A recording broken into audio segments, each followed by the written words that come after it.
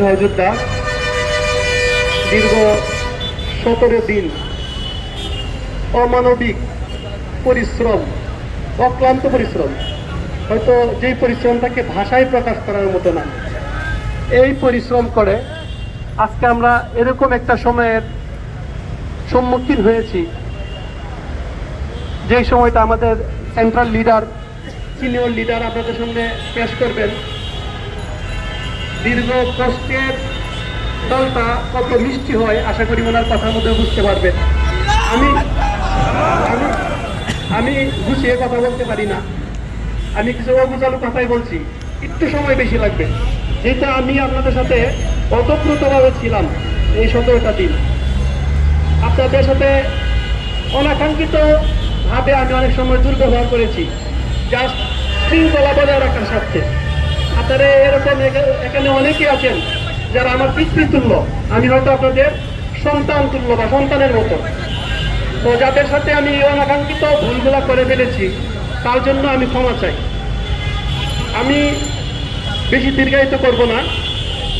পৃথিবী সৃষ্টি লগ্ন থেকেই আজ পর্যন্ত যতগুলা আন্দোলন হয়েছে, প্রত্যেকটা আন্দোলনেই কোনো একটা গোষ্ঠী সবচেয়ে বেশি শ্রম দিয়েছে, সবচেয়ে বেশি অবদান ছিল।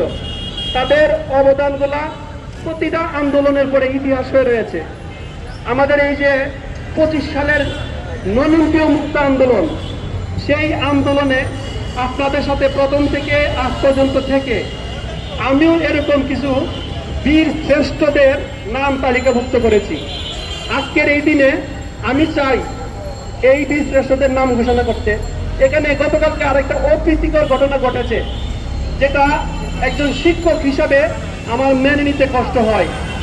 এখানে আমরা যারা আছি প্রত্যেকেই শিক্ষক, আমরা আমাদের ছাত্রছাত্রীদেরকে শৃঙ্খলা শিক্ষা দেই, কিভাবে সুশৃঙ্খলভাবে চলতে হয় সেই শিক্ষা দেই। কিন্তু গতকালকে এরকম একটা ঘটনা এখানে ঘটেছে যেটা আমাদের পুরো আন্দোলনকে প্রশ্নবিদ্ধ করেছে। তা আমি যারা এই ঘটনাটা ঘটিয়েছেন তাদের প্রতি এই আহ্বান রাখবো, আজকের পরে দুইটা পক্ষই দুজনের কাছে ক্ষমা চেয়ে নেবেন। আর যে ঘটনাটা ঘটেছে এই ঘটনার জন্য আমাদের পুরা আন্দোলনটা প্রশ্নবিদ্ধ হয়েছে। তা এই বিষয়ে আর কথা বলতে চাচ্ছি না।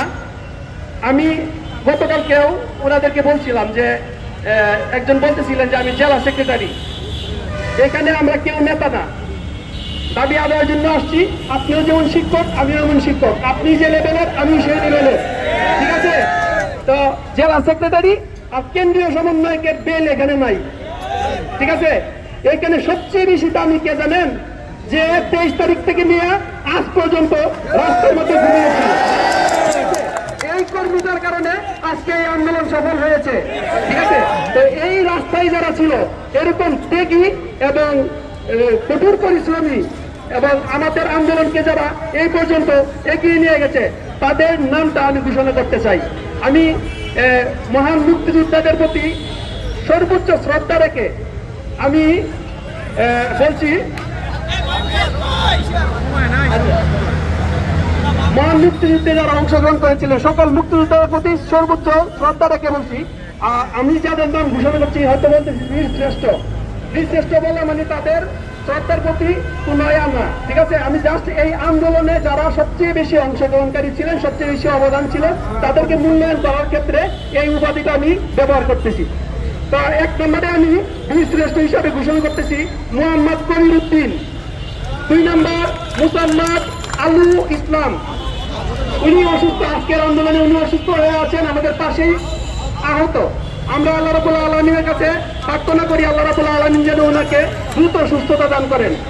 3 নম্বর হচ্ছে তাসলিমা আক্তার, 4 নম্বর ইশতিয়ারা, 5 নম্বর রেজাউল করিম, 6 নম্বর মোহাম্মদ জামাল হোসেন, 7 নম্বর রুহুল কুদ্দুস, 8 নম্বর শফিকুল ইসলাম, শাকিবুল ইসলাম, 9 নম্বর মোহাম্মদ খায়রুল ইসলাম, 10 নম্বর মোহাম্মদ ইকবাল হোসেন, 11 নম্বর প্রভাষক জেল হক জুয়েল, 12 নম্বর মোহাম্মদ শহীদুল ইসলাম, 13 নম্বর মোহাম্মদ কেয়াম উদ্দিন, 14 নম্বর মোহাম্মদ রফিকুল ইসলাম, 15 মোহাম্মদ আহাদুল ইসলাম।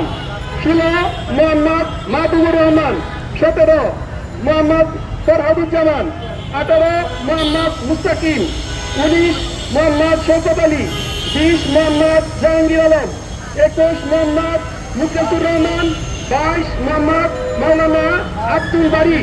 23 মোহাম্মদ লাল মিয়া। 24 মোহাম্মদ আশরাফুল ইসলাম।